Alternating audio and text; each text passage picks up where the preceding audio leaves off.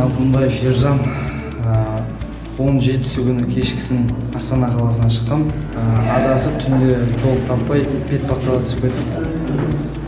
20-сі күні таңертең тағы да жолға шықтық, бар бензинімізбен.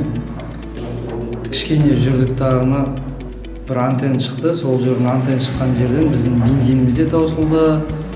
Бірақ антенн шықты, 102-ге звондадық.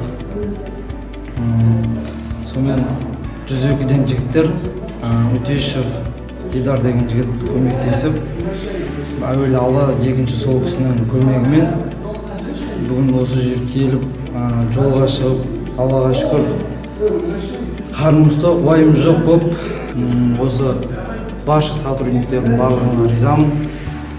Шын жүректен алғысымды білдіремін. Көп-көп рахмет сіздерге.